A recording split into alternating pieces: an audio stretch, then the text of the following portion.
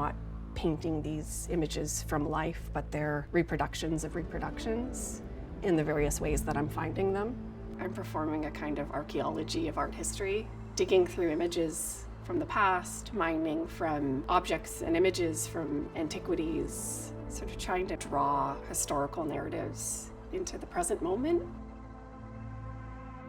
I've been thinking about the works in terms of these elements from the past that continue to haunt the present moment. And so I've been thinking about these ghosts of the past that I can never fully understand or know, but that they continue to haunt the present. They're always there. These artworks with religious iconography from the Renaissance and medieval period were some of my first exposure to art and art history. I grew up Catholic. I was always sort of drawing. As a child, I would find old sketchbooks of my mom's and drawings of her reproducing historical painting. And I remember being so fascinated and caressing with such care these beautiful drawings that she made and wanting to be able to do that. I didn't have any models for artists growing up. I didn't know what it looked like to be an artist. I took an art history class and I was kind of hooked. And that led me on this long meandering path to kind of find a way into the art world.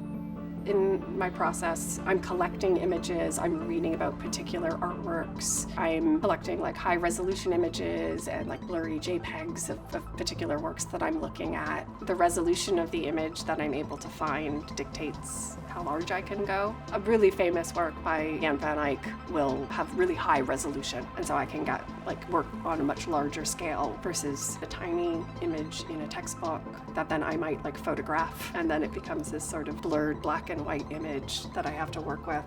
And then there's a process where I project onto my canvas. And so then I kind of will play around with scale, and sometimes I'll draw up an idea on 2 or 3 different canvases. I'm drawing it up and I want to look at it and figure out the composition, play with a certain awkwardness in terms of the composition. How far can I blow something up or have something that's coming off, out of the frame, and I'll just sort of keep working at it until something feels right, until it's the right sort of tension, the right sort of feeling that I'm going for. And then from there, I do a warm underpainting. Something like this is the starting point for one of my paintings. I'll usually then go with a really sort of dark layer on top of this and start working with my oil paint. And then the paintings are really built up over multiple thin layers of paint. I'm thinking in layers and I'm working towards the light, so starting from dark and going light. And I'm thinking about the next layer to create as much complexity in terms of the color, to build up a texture. I'm very much thinking about